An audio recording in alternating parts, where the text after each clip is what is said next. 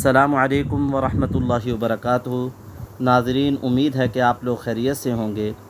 آج آپ کو کعبہ شریف کا منظر اور کعبہ شریف کا طواف کیسے ہو رہا ہے اور حجاج کرام ماشاءاللہ کس تعداد سے آئے ہوئے ہیں اور اللہ تعالیٰ کے گھر کا طواف کر رہے ہیں۔ ماشاءاللہ یہ منظر دیکھیں، سبحان اللہ سبحان اللہ۔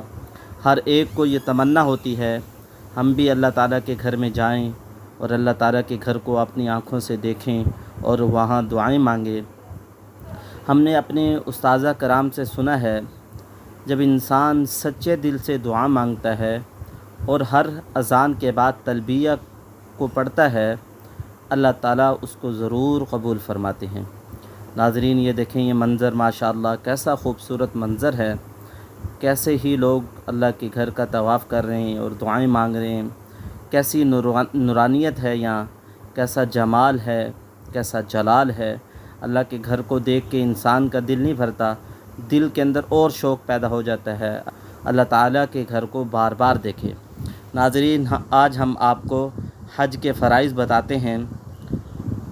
حج کے اصل فرض 3 ہیں۔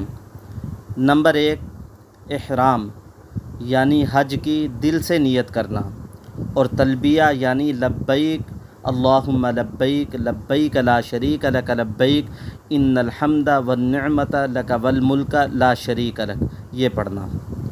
دوسرے نمبر پہ جو حج کا فرض ہے، وقوف عرفات یعنی 9 ذی الحجہ کو زوال آفتاب کے وقت سے 10 ذی الحجہ کی صبح صادق تک عرفات میں کسی وقت ٹھہرنا، اگرچہ یہ ٹھہرنا تھوڑی ہی دیر کیوں نہ ہو۔ وقوف عرفات ضروری ہے، یہ حج کا دوسرا فرض ہے۔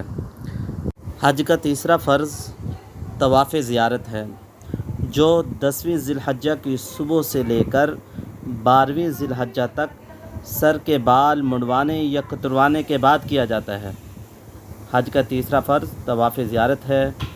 ناظرین، ان تینوں فرضوں میں سے اگر کوئی چھوٹ جائے گی تو حج صحیح نہیں ہوگا، یعنی احرام، وقوف عرفات، طواف زیارت۔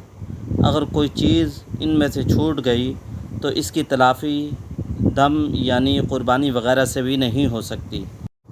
میرے محترم ناظرین، یہ دیکھیں، یہ اوپر والا فلور ہے، یہاں معذورین جو ہوتے ہیں وہ یہاں سعی کرتے ہیں۔ یہ دیکھیں، ویل چیئر پہ اور بوڑھے جو لوگ ہیں وہ اوپر والے فلور میں وہ سعی کر رہے ہیں۔ اور ایک اور بات یہ ہے میرے محترم ناظرین، یہ جو حج کے 3 فرض ہیں، ان تینوں فرضوں کو ترتیب وار ادا کرنا اور ہر فرض کو اس کے مخصوص مکان اور وقت میں کرنا بھی واجب ہے۔